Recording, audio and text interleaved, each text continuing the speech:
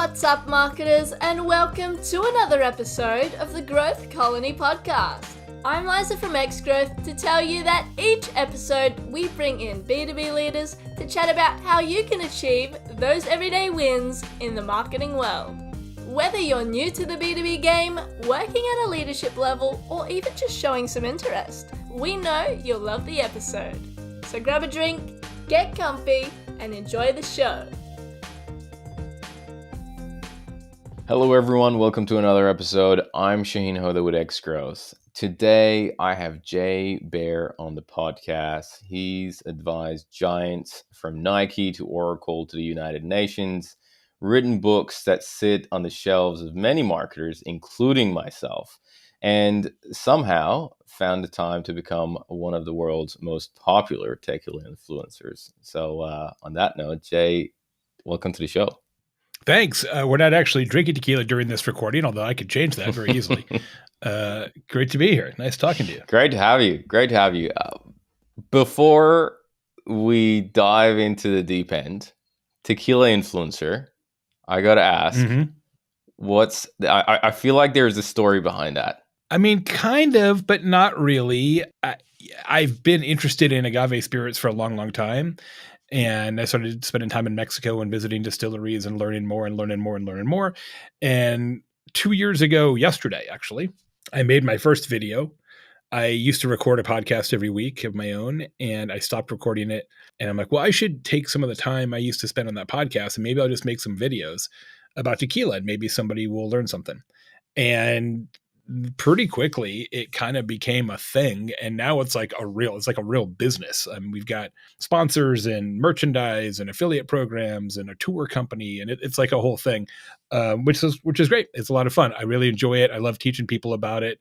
A lot of people don't know very much about tequila. They just remember that one night in college or whatever. So it's nice to dispel some myths and teach some tales. And the community is really cool. The community of people who make tequila in Mexico is really special, and the people who are kind of nerds about it are pretty awesome too. So it's I'm really lucky that in my career I've been a part of a lot of different communities, right? The marketing community, the professional speaking community, the tequila community, etc. So it's another great group of people. Man, the tequila community. That sounds like where you need to be. That sounds like where it's all happening. That's where you should retire. Is that community, that tequila community? Yeah, exactly. But it's funny you ask, because I'm starting a podcast soon called The Spirit Guides, and it's all about the origin stories of people like me who had a real job and then somehow became influencers and content creators about tequila or rum or whiskey or scotch or bourbon or vodka. And like, how did that happen? Because like nobody went to school to be a gin influencer. So like, why and how did that happen? So it's a whole podcast that's just going to be about that. You did mention you're starting a podcast very soon, and the first thing that I assumed was like, oh, okay, Jay's starting, maybe another marketing podcast. I did not for a second think that that's going to be a tequila or a spirit related podcast. I love it. Yeah, it's really an entrepreneurship podcast. So it is marketing at some level, but it's an entrepreneurship podcast told through the lens of people who only create content about booze. So yeah, it's gonna be fun. Wow, that sounds different. So looking forward to that coming out. Okay, now I love the blend of tequila and top tier marketing. And and speaking of, that's the most fun, because a lot of times when I go give a speech, right, they'll hire me to come do a keynote speech or whatever, and I'm like, well, while I'm here, we can do a tequila education course for your executives or for your top customers or your sponsors. And so increasingly people are having me do that. They're having me do both. So like do the keynote at lunch and then do the tequila course at night. So it's fun. I love it. Speaking about blending, your most recent book, The Time to Win, has us all thinking the essence of speed and customer experience. So there we go. There it is. I want to deep dive. I want to get in there and talk about this. I feel like we're going to have a masterclass about speed. So let's make it happen. I want to start with, you're highlighting how crucial speed is when it comes to customer experience. And my first question is, how do these principles apply, especially to B2B marketing, when you have long sales cycles, and you have, sometimes sales cycles could be 6 months, 9 months, 12 months. And also multiple decision makers that marketers and or sales teams need to navigate. How does some of these principles kind of apply to the B2B space? Yeah, exactly the same. Because the core principle is simply that we care about our time and how we spend it more than ever. We put more value on our time than we used to. 2/3 of Americans say that speed is now as important as price. And we live in a culture where we interpret responsiveness as respect. So if somebody returns your email in 2 hours, you feel one way about that interaction. If they return your email in 2 days, you feel a very different way about that same interaction. And so the one thing about B2B, because of the long sales cycles and the decision buying committee, et cetera, you typically have a lot more at bats, if you will, a lot more chances to over deliver on responsiveness. I am in B2B, like I always have been. And so just today, one of my clients needed me to make a change to my slides for an upcoming presentation. I got the email, made this change, sent it back to her in like a minute and a half. And she was like, this is crazy. I expected this would take like 4 days. And I'm like, well, I wrote a whole book about speed, so it ain't going to take 4 days from me, right? So people expect, especially in B2B, like there's going to be some delays or they're going to lose the email. Like everybody expects a hassle. And so if you can just take that out of the equation, you're going to win more deals than you lose. Because think about how many like meeting calendar invites, emails, text messages, phone calls, Zoom calls you have in a decent B2B sales cycle. And every single one of those touch points is an opportunity to, and this is the really important part, to exceed expectations around responsiveness. I want to make sure everybody understands this. All the research that I did for this book shows that the key to winning more business with responsiveness, it's not necessarily about just being fast. It's about being slightly faster than people expect. So it's really an expectation management, customer psychology game, more so than it is just responsiveness for responsiveness sake game. Interesting. Are there situations that you could be too fast? Oh, absolutely. Now, they don't happen a ton, but if you take a B2B example. Let's say you want to purchase a new package of B2B SaaS software. And this software, I don't know, let's say it's like a predictive CX analytics tool or something. And so you go on the website and you do the demo request, right? And like, okay, we're going to set up a demo of the software. And then you hear from the salesperson or the lead qualifier and like, okay, great. Yeah, we can do the demo. What are you doing in the next 30 seconds?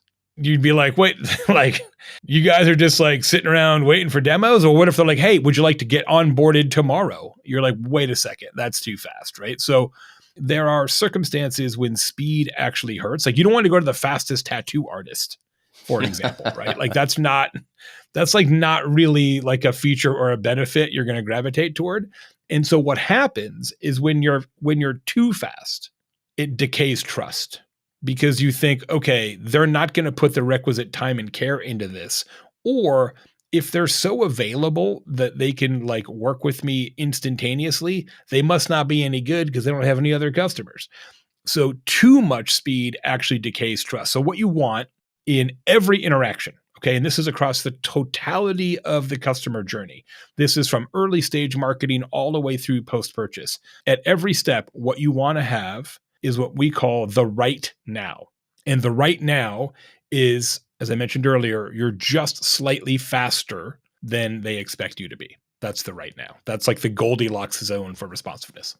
I love it. So if they're expecting, a demo to get scheduled next week, it's about, hey, we could do it in 2 days time versus let's do it in 30 seconds. Exactly. And that's why I'll give you an example.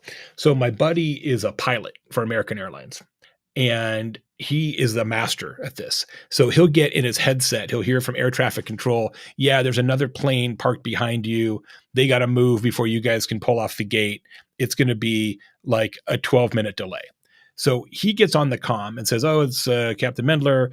Welcome to American 731 Phoenix to Philadelphia. Unfortunately, there's another plane behind us. They have to move before we can back up the gate. It's going to be approximately 14 minutes before we can depart." Well, they told him 12. He bumped it up to 14. Then the air traffic control gets back on and says, "Okay, you can leave now. It's only been 11 minutes." So he gets on the comm and says, "Hey, it's Captain Mendler. Good news. It's only been 11 minutes and we're leaving," right? So everybody just feels like they just got 3 minutes back in their life. So this is why marketing is so important in this form of customer experience. Because as I said earlier, the right now is slightly faster than customers expect. And one of marketing's big roles needs to be to set expectations. See, especially now, if you don't tell customers how long it's going to take, they will expect that you can do it instantly, because they're being trained by everything I can get an Amazon package in the same day if I'm in certain parts of the country. And so if you don't tell them that it's going to take a week to set up a demo, and importantly, you don't tell them why it takes a week, they will assume that you can do it instantly. And then there's no way you can exceed that expectation. So a lot of this is understanding your operations and then having your marketing team communicate at key touch points what the relevant expectation should be around responsiveness, and then beating that by just a little bit. I love it. It's all psychology, man. It's not rocket science. It's just brain science. Okay. I want to talk about generational differences. You've talked about that there is a bit of a difference there. And especially shocking, actually. Especially with B2B, because you're talking to multiple decision makers. More junior people tend to be younger. Could potentially be a couple of people that are a little bit older. How does that play out? And can talk a little bit about that? Yeah, it's one of the things that really surprised me in the research that we did for the book, The Time to Win. And it's that the most patient generation, the cohort that's willing to give you a little extra time to return the email, set up the demo, what have you, is Gen Z, the youngest consumers. And that surprised me, because I have 2 Gen Zs, in my family, and I don't usually be like, yeah, they're so patient. That's not usually like the adjectives that I'm throwing around. But I think the story here is that group doesn't have as many leases on their time, right? They probably don't have kids of their own. They may not have a house that they're trying to pay for. They're still renting with roommates or whatever. They just don't have as many commitments, potentially. I think that's what the story is there. And then conversely, the least patient generation, the one who's like, give it to me right now, is actually boomers. Wow. And that surprised me as well, because in my career, I've worked with a lot of businesses who primarily serve an older demographic. And I have heard people say, hell, I've probably said this at some point in some conference room somewhere in the world, like, oh, well, the customers are primarily retired, so we don't need to get back to them that quickly because they don't got nothing else to do. Turns out, when you've got nothing else to do, the one thing you really want to do is obsess over how long it's taking somebody to get back to you. And so that was also kind of an eye-opener for me in this research. So do you have any recommendations of, how can marketers navigate that? Are you kind of suggesting that, hey, you have different tracks, or you're like, hey, just keep with the same principle and you're going to be fine. Don't worry about complicating it of like, oh, I'm talking to someone who's younger, someone who's older. What are your thoughts on that? I mean, certainly if you've got a good handle on how old a particular prospect or customer is, you could make some changes to your response times and even just sort of your overall fulfillment times, throughout the customer journey accordingly. That may be more trouble than it's worth. You're probably better off just being committed to speed, period, and not necessarily trying to like cut the loaf so thin that's like, well, let's be faster for old people and slightly slower for young people. Like, could you do that? Presumably, yes. Is it worth it? I don't know. Maybe. I think it's probably more useful in a sales scenario than a marketing scenario. Got it. To have that kind of mindset about the two demographics. Okay. Now, you also, in the book, you also propose a 6-step framework to exceed expectations and Yep. basically deliver faster. Could you share how, in your mind, B2B marketers could implement the framework? I think it would be great to maybe, if we Yeah. could dive into the framework first, and then we can talk Sure. about its applications in the B2B space. Yeah.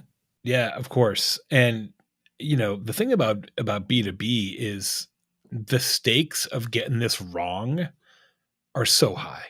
The reason the book is called The Time to Win is that because everybody cares more about their time and how they spend it now, you have an opportunity as a business to outperform your competition just by being faster than they are. I mean, when 2/3 of customers say that speed is as important as price, and more than half of all customers will hire whomever contacts them first, there is a meaningful correlation between responsiveness and revenue. And that correlation, right? That upside, that ability to outperform competitors financially is even more acute in B2B for two reasons. One, the average deal size in B2B is so much higher than B2C. And two, you don't have as many deals, right? You're not selling licorice, right? You got a lot of, you only have so many opportunities compared to B2C, where you typically have more opportunities. And so winning or losing a deal in B2B because you were too slow could have major financial ramifications, much more so than in most B2C. So the opportunity to outperform competition and use responsiveness as like a true competitive advantage is here. It's true. It's happening right now, like as we're talking, but not forever, because eventually everybody will just be faster. You're not going to have a choice. You're not going to have a choice. Your customers will simply demand it eventually.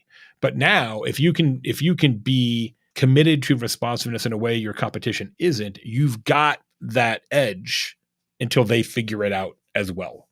So that's kind of what the whole thesis is here, is that you have the time to win, but it's fleeting, right? Because eventually everybody will do it, and then you won't have an opportunity to use it as an advantage anymore. So when we talk about the framework, the first piece of the framework is called the Got It Audit. And the Got It Audit asks you to figure out, like, how long does it take customers to get it? Which sounds really obvious, but how long does it take a customer to get a demo set up, to use our previous analogy? How long does it take them to get an appointment with a salesperson? How long does it take a customer to get a contract or pay a bill or get a question answered or whatever, right? This all sounds very obvious. But when you ask business leaders, and B2B is actually worse at this than anybody else, when you ask business leaders that question, hey, how long does it take people to get a demo set up? Here's what they say. Well, Jay, typically it's 7 days. I mean, it could be as fast as 5 days, but if Bob's out of town, Bob's really the best demo guy, it might be like 9 days. And every once in a while, if they can't get it scheduled because of the client's out of town, it could be as many as 2 weeks, but I would say, approximately 7 days. And I'm like, okay, that's not data. That is a collection of stories that you've chosen to tell yourself about speed. You can't get better at this. You can't use responsiveness as a competitive advantage unless you have actual data and numbers. So that's the first piece of the framework, is to perform this Got It audit, to really put math around your internal and external responsiveness.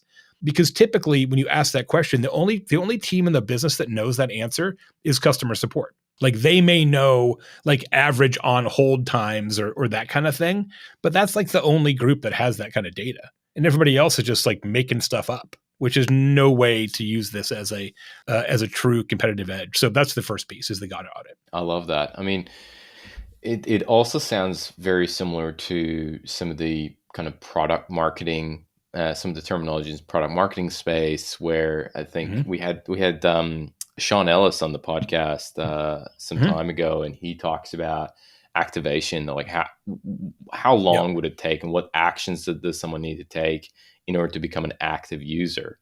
Which I definitely see some of the similarities here. And it's, we come nowhere close, of course, and I'm talking from our perspective in the services industry, as close as some of the top tier SaaS companies would kind of go and measure the activation rates. But that's that I love that parallel there, and the Got It audit. So that's the first step of the framework. What are we talking next? Yep. And that's one that is probably the only one that you have to do in sequence. Like you should really do that one first because you're setting your baselines for responsiveness. So that one really you should do first. The other 5 aren't necessarily sequential. They're just 5 things you should do. And by saying you have to do that in sequence, and just to make sure I'm really clear, you're saying you have to set up a system so that you can collect. It is the collection of the data at this stage and knowing what that number is today. Yeah, and setting the baseline, right? Because you don't know how much progress you've made. You don't know whether it's working.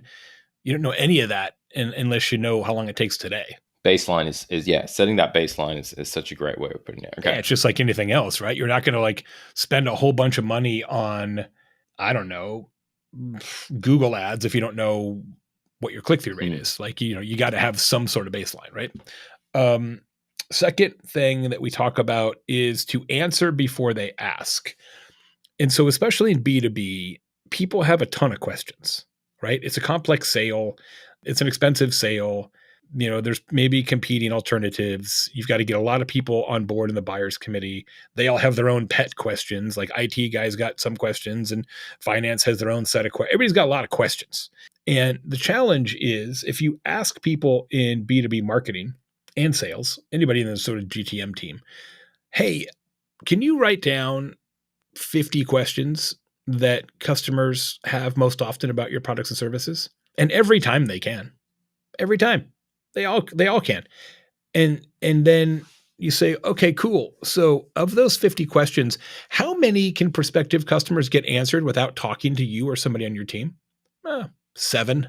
Unless they're talking to you in person, telephonically, via email, via chat, or via Zoom call. Why, again, do we do it this way?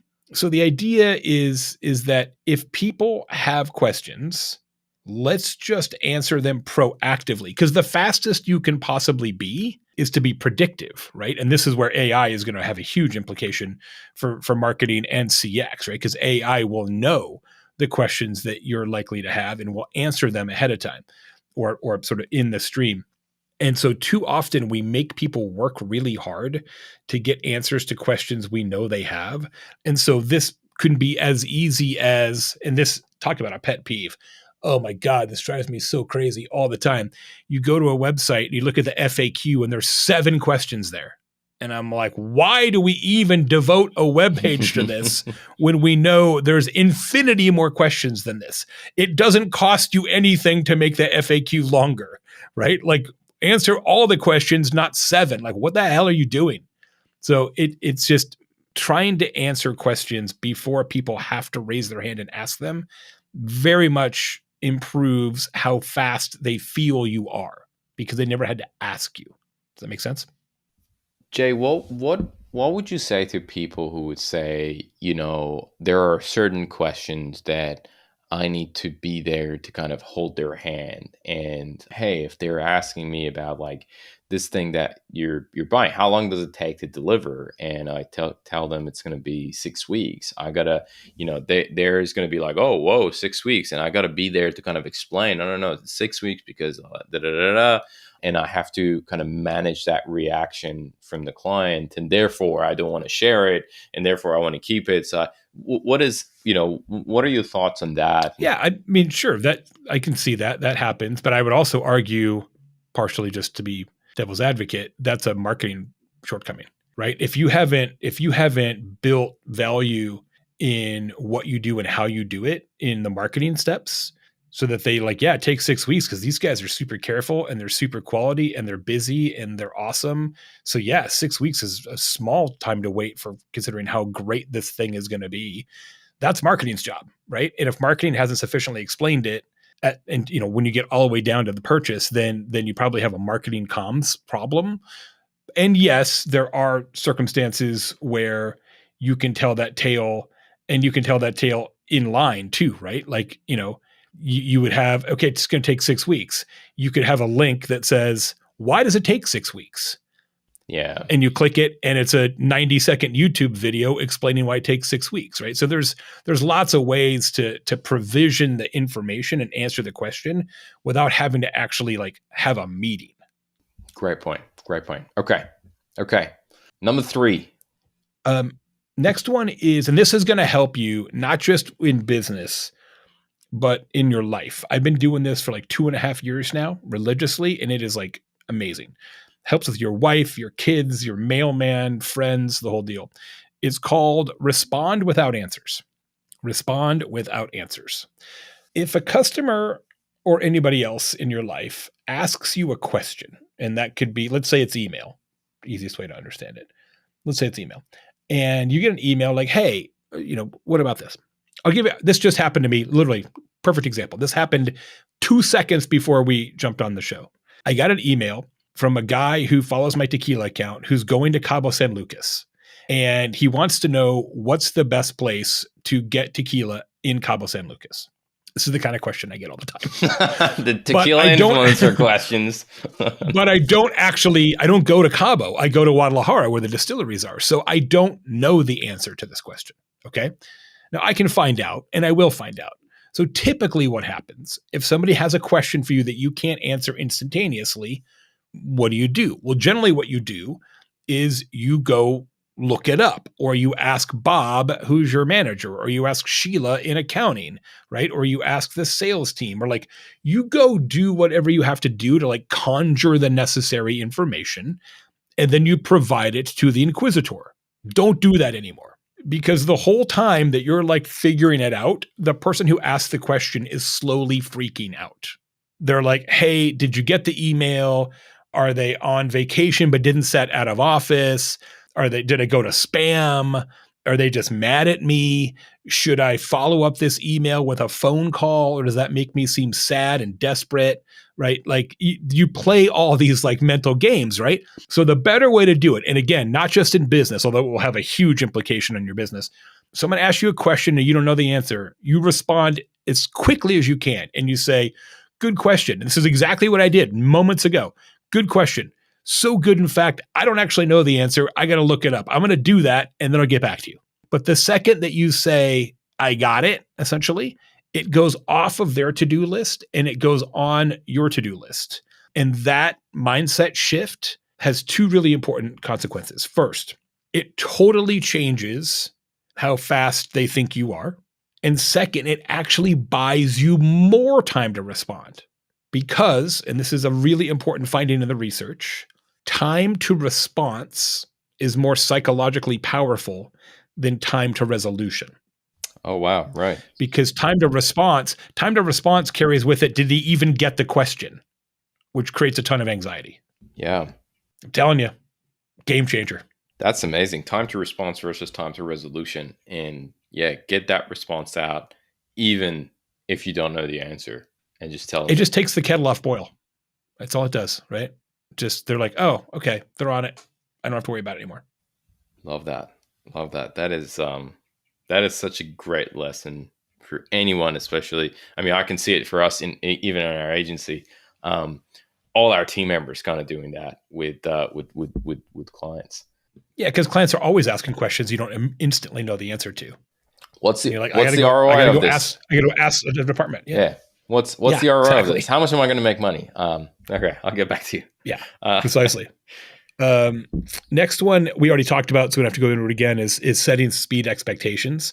We touched on it. Like this whole idea, it's really about expectation exceedance more so than raw speed. And so if you don't set the expectations consistently and aggressively, they will always think you can do it instantly, and that's going to burn you. And so when I used to run an agency, we were actually pretty good at this part. Like we would really tell people, like, here's how long it's going to take. Here's why it takes that long. Here's what the scenario is. Like we really over communicated on time expectations, and it served us really well to do it that way. Most people don't, right? They assume that the clients know how long things take, and that is a very dangerous assumption.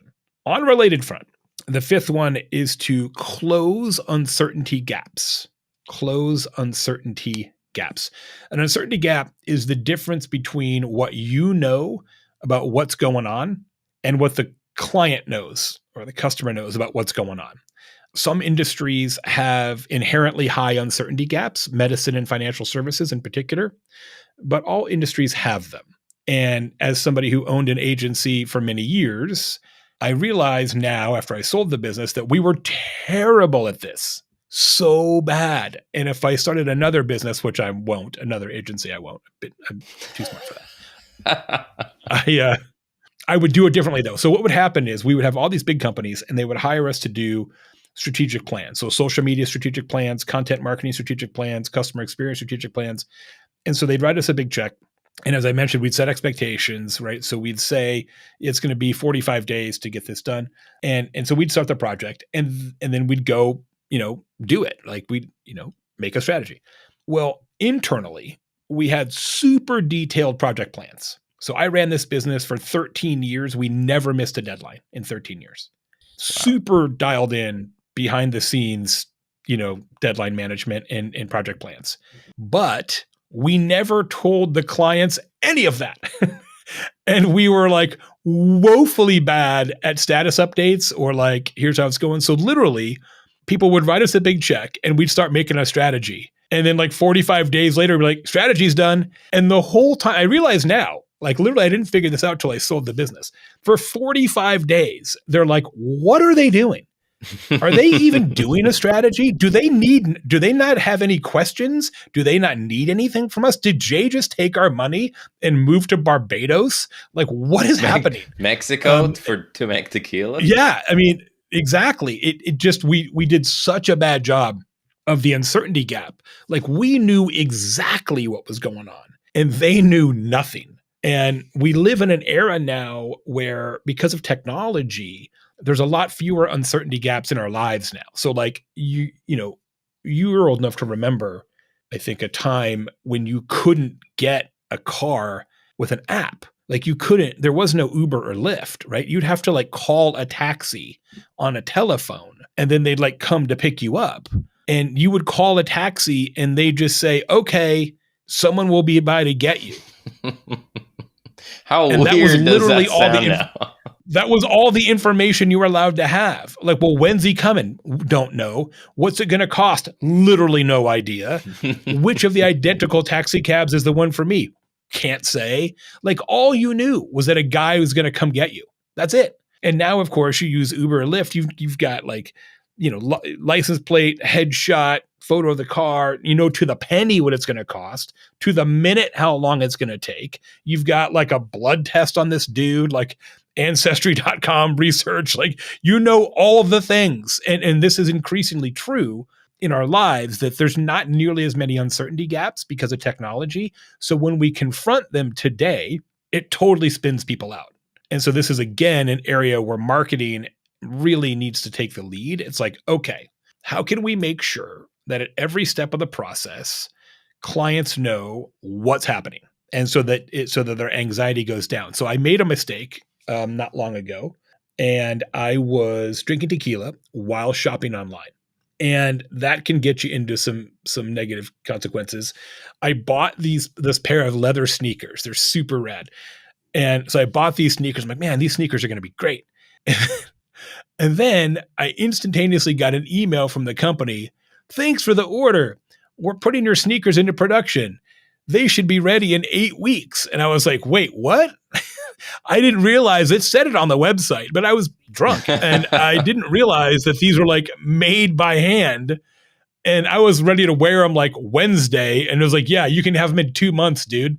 And I was like, oh, well, that's different. And I was going to cancel the order, but I was like, let's just play this out. They did such an incredible job at closing the uncertainty gap. Literally every single Tuesday, I would get an email from my account manager at the sneaker factory. And it would be like, okay, this week we're going to like do the last. And then here's a video of Rodolfo. He's our guy who does that. And here's his background. And then the next week it's like, okay, we're putting the soles on it. And this is Sophia. She does the soles in the factory and she's got a kid, Manuel. And it was like literally like every week a new story about the next step of this, the sneaker process. And I was like, darn it, if I still had an agency, I would totally steal that idea.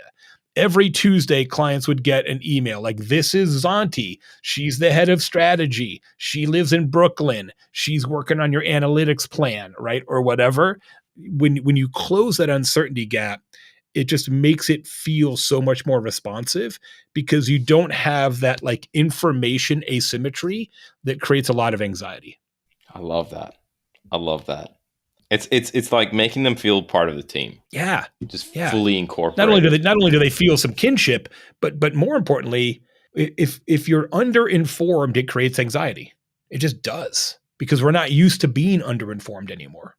Yeah, exactly. I mean, I was when you were talking about the Uber example, I was thinking about the phone as an example of like back in the day, you call somebody, they didn't answer. Like, well, they're either not home, they're not close to the phone, they're in the bathroom. I don't know. I have no input until they come back home. And where now you could pinpoint them. You know, you do one call, and then the second call is like, why didn't you answer my phone? So, absolutely. Yeah. Well, and the other thing about phone that's interesting about uncertainty gaps is it wasn't that long ago, really, that when you call and you had to be on hold, right? So you called the airline, you called phone company, cable company, anybody, they would just say calls are answered in the order in which they're received. And every time I hear that, I laugh because I think, what was the second choice for how calls are going to be answered? Was it calls are going to be answered by height? Please enter height on your keypad. I'm like, what was the backup plan? I'd always laugh about that. But now they say, okay, estimated hold time is like 8 minutes. But back in the day, they didn't have that technology. So you were just on hold and you're like, well, I guess I should just clear my calendar because you didn't know if it was going to be 8 minutes or 8 hours. Like literally, you had no idea. And so that just that little twist, right? That little uncertainty gap closing of, okay, it's going to be 8 minutes changes consumer psychology like dramatically. And there are definitely still companies that don't give you the time. Okay. Let's. I know. And they can. So the last one, and I'm so excited to tell you this because you're going to make so much money. This is like free cash. It's called Offer a Fast Pass. In the research that we did for the book, we found that 1 in 4 customers will pay as much as 50% more to not wait. 1 in 4 will pay as much as 50% more to not wait. And you should give them that chance. So there are fast passes around us in society. Disney has one. It's called Genie Plus. If you pay more, you can get on the rides first. You get in the park earlier and you can get on the rides first. TSA Pre is a fast pass. Clear is a better version of a fast pass, right? It's just pay more, wait less. You can do this in any business. And again, this is one where I'm like, I'm so dumb. Why didn't I do this when I actually owned a consulting firm? Because this would happen all the time. We'd get some big company say, oh, yeah, well, we need a strategy right now. We're desperately in need of a strategy. And me, like an idiot, I would say, well, there's 2 other companies in front of you, so we can start yours in 90 days. And what I should have said was, we can start yours tomorrow, and it's going to cost you 25% more than it customarily would. And all I would have had to do was go to the client that I was going to do next and say, hey, we've had a client emergency. We're going to delay your project for 2 weeks, but we're going to do it for 10% less. Are you okay with that? And they'd be like, absolutely, yes. And I would make 15% more every time for doing nothing other than shuffling the customer sequence. I love it. That is a money-making idea right there. Offer a fast pass. Look, emergency plumbers have been doing it for years, right? Like, a plumber will come at midnight on a Sunday. You're going to pay them a lot, but they'll show up. They will definitely show up. But that idea of emergency plumber should and can be applied to every industry. I mean, every industry. Now, in some industries, it makes sense for you to put it on the website, like plumbers. In other industries, you don't have to mention it at all. It's purely a one-on-one on the phone, on the Zoom call. Oh, you guys need it right away? Let me see if we can figure that out. You get back to them. Yeah, we figured it out. It's going to be 25% more. Love it. Free cash. Love it. Okay. One other question that I want to ask you about the book is about technology. I'm sure this would be a topic that a lot of people are thinking about. It's like, okay, how can I leverage technology to speed things up? What are your thoughts on that? Where, what are you looking at in the market and what's on your radar? Yeah, I mean, look, AI is going to make everything quicker in some ways that are going to really blow people's minds. Not only generative AI, but analytical AI, personalization, AI, and customer service contexts. I think the challenge is not, can we get faster? Because yes, the technology is going to make everything faster. I think the challenge is actually what happens when AI gets everything so fast that customer expectations around responsiveness go up even higher than they already are. To me, that's the scary part, right? So I'll give you an example. There's a company called Lemonade, and Lemonade is primarily a renter's insurance company, right? So they'll insure your apartment and its contents, essentially. My son's a Lemonade customer, and it's built from the beginning of the company with AI and machine learning at its core. So the way it works is it's all app-based. So you've got an app on your phone. And if something gets stolen, so for example, the case study I use is this guy, Paul, had a $950 Canada Goose parka jacket. He lives in New York, and he went to the bathroom, left it on the chair, got stolen. So he opens the app on his phone, Lemonade app, clicks a button, says, make a claim. And then he just makes a video in his phone. Hey, it's Paul. I was at the bar in Brooklyn and I went to the bathroom and I've got this Canada Goose jacket. I don't have the receipt anymore, but it was about $950 and it got stolen. I hope you can help me. Submit. Okay. Hit submit on the video.